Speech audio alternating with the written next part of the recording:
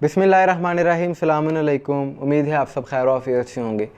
किसी शायर ने क्या खूब लिखा है कि अहमद के नवासे पर जो तीर चलाते थे वो कैसे मुसलमान थे, ये सोचो मुसलमानों।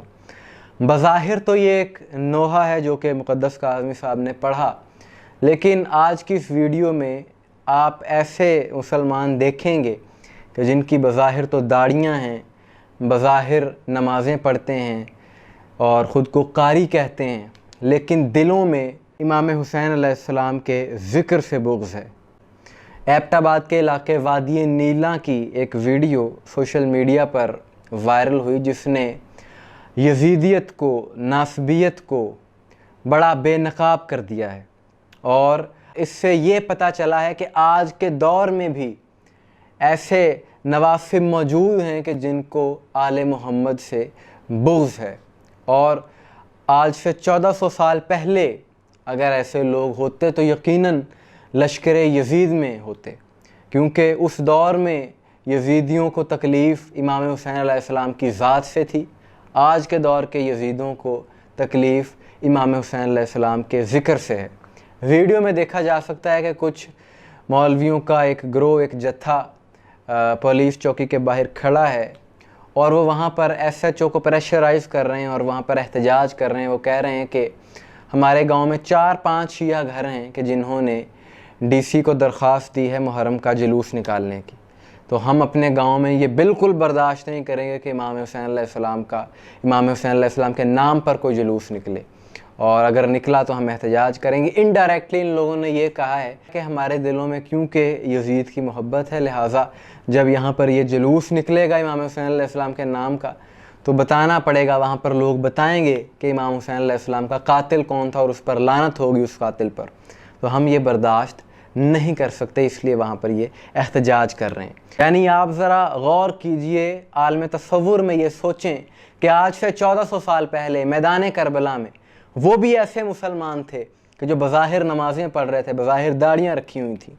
और बज़ाहिर नबी का कलमा पढ़ते थे, लेकिन उसी नबी के नवासे को कत्ल कर दिया। और तारीख़ ने लिखा कि 18,000 मुफ्तियों ने इमाम हुसैन अलैहिस्सलाम के कत्ल का फतवा दिया माज़अल्लाह, और जिसके बारे में सुल्तान बाहू ने यह कहा कि जेकर दीन इलम में छोंदा सिर नेज़े क्यों चढ़ दे हूँ, 18,000 जो आलम माहा अग्गे हुसैन दे मरदे हूँ।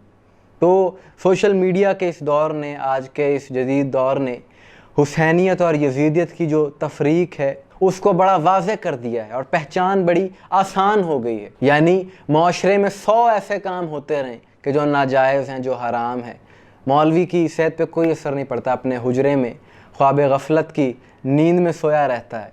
लेकिन जब भी बात आती है ज़िक्र हुसैन की, जब भी बात आती है अज़ादारी के जुलूस की, इनको तकलीफ़ होती है और ये अपने हुजरे से कीड़ों की तरह बाहर आ जाते हैं और कहते हैं जी हम ये जुलूस इमाम हुसैन का नहीं निकलने देंगे। लेकिन ये अज़ादारी ऐसे मौलवियों की 100 नस्लें मिल जाएं फिर भी नहीं ये लोग रोक सकते, क्योंकि किसी शायर ने कहा ना कि फ़ानूस बन के जिसकी हिफाजत हवा करे वो शम्मा क्या बुझे जिसे रोशन खुदा करे।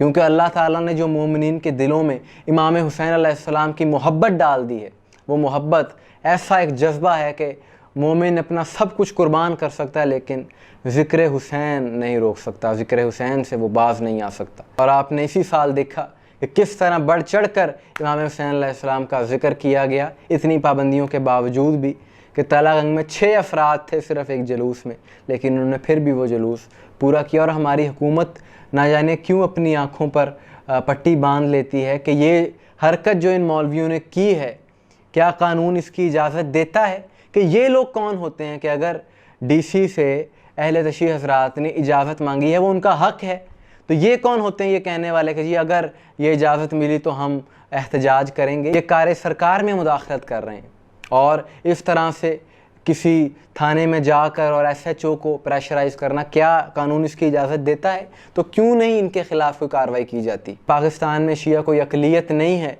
कि कोई भी प्रेशर डालकर ज़िक्र हुसैन को रोक दे।